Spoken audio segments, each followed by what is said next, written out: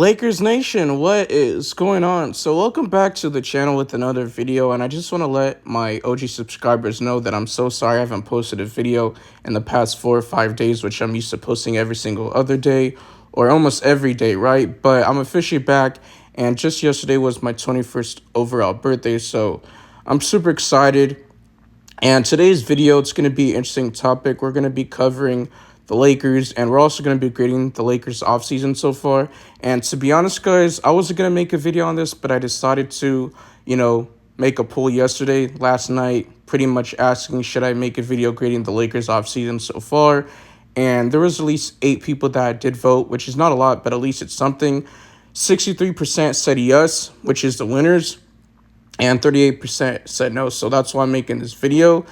And to be honest, guys, Lakers really haven't done too much other than, getting their 2 players in the draft, getting Dalton Knecht with the 17th overall pick in the first round, and then drafting LeBron James' son, LeBron James Jr., Bronny James, with the 55th overall pick. So the Lakers, they haven't brought any free agents at all. We did wind up, signing players, and I feel like Rob Pelinka gave these guys, player options, which is the reason why we're in the position we're in, giving Jackson Hayes a player option, Cam Reddish, and those type of guys, right? And then Max Christie, he signed like a 4-year deal the first day of free agency, so we're at least like 2.5 weeks or 3 weeks in, and the Lakers still haven't made any moves. But this is going to be part 1 of the grading video, and there might even be a part 2 depending if the Lakers do make a trade or assuming they bring back the same team in training camp. So we'll see. It's still early. Time will tell. And I will say the Lakers did lose Taurean Prince in free agency, which he did wind up going to the Milwaukee Bucks, which is kind of funny because he did join, his old buddy of his, Darvin Ham. He was the Lakers coach last year.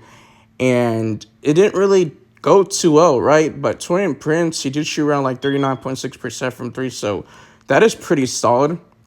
And in the postseason, the Lakers did lose in the first round to the Denver Nuggets in 5 games. But in the bench, the Lakers did struggle. He was like one of the few guys that did provide something. But Spencer Dinwiddie did have bagels. Jackson Hayes, he didn't really do too much, but he didn't really get too much of an opportunity. He got like less than 10 minutes per game. And when he was on the floor, he did really struggle. He's not the greatest rebounder. At least he gives the energy. And he's a lob threat, so he's a spark. But the Lakers, they're going to have to figure out, they're going to have to improve their bench. But we'll see what happens. And the Lakers did sign assistant coaches Nate McMillan, former head coach Scott Brooks, and also Greg St. John. If you guys don't remember who he was part of the Lakers championship in 2019-20 NBA season on the Frank Vogel coaching staff. So he's back. He was a former Dallas Mavericks assistant coach. And I believe recently he was a Phoenix Suns assistant coach. But I'm going to be giving you guys my final grade at the end of the video if you guys want to skip this part. But I really appreciate it if you could do me a favor. It's like the video, help the channel a lot, the algorithm to push it to a bigger audience. That way you guys can like, comment, share, do all that good stuff. Also, we're on the road to 3K subs. Really appreciate that a lot. And lastly, turn on the notification bell so you guys get notified for future Lakers content. Now, I would say LeBron James was reportedly willing to leave more money on the table to take a pay cut up to $20 million, with the goal being open on the taxpayer MLE, which is a mid-level exception, or the ability to sign and trade for a big name like a Klay Thompson. Of course, he chose the Dallas Mavericks. They made it to the NBA Finals, so that's why he went there. Jonas Valanciunas was linked to the Lakers, but he's off the table. He went to the Wizards. James Harden, he stayed with the Clippers. Obviously, I never liked him as a player, and I don't want him. But I'm just pointing out the players that were on the list to the Lakers, right? And then DeMar DeRozan, if you actually think about it, it was really a living situation. It came down to money. But he decided to go to the Sacramento Kings over the Los Angeles Lakers, which I think is kind of crazy, but that's his choice. And also, according to ESPN, Bobby Marks, James did sign for roughly $101.35 million over 2 years of a deal, but he does have a second, of which is a player option. And him and Bradley Beal are like the only 2 players in the NBA that have a no-trade clause, which is actually insane. and he took around $3 million less than his max contract, which came around to $104 million. But now there's an update that I do want to report, guys.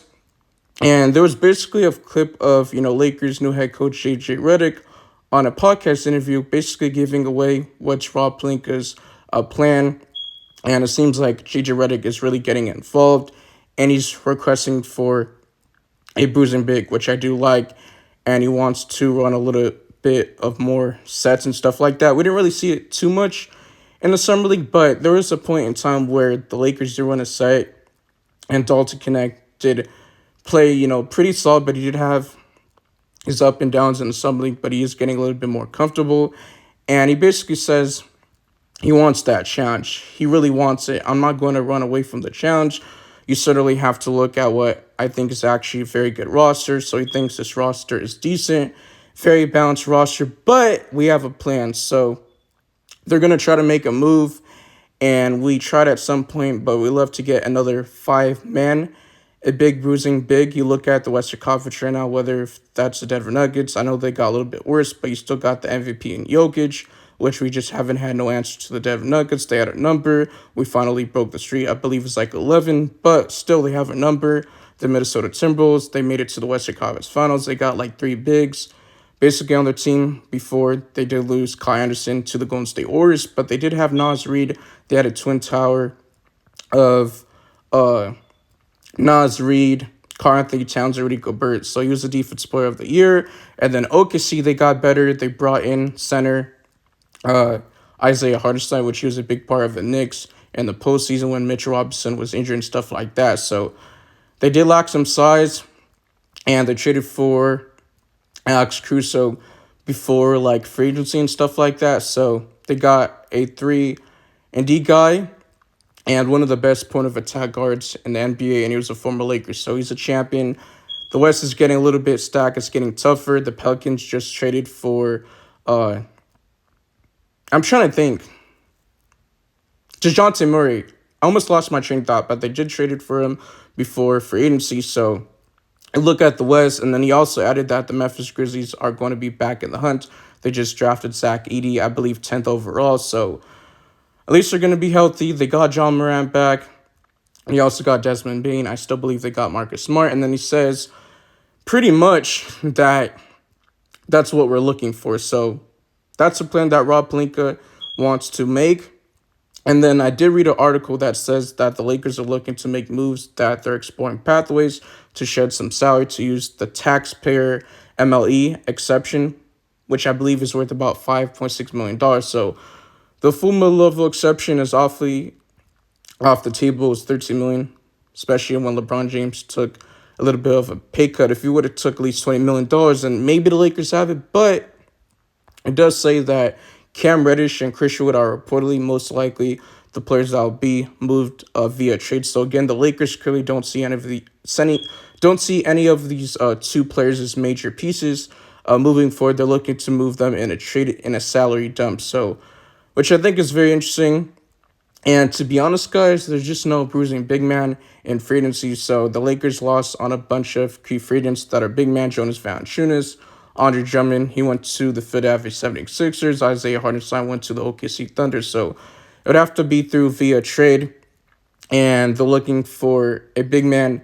And that's the reason why Orlando Magic big man Wendell Carter Jr. has been linked to the Lakers. He's more of a floor spacer, someone that can shoot the 3, but he's not really known as a shot blocker.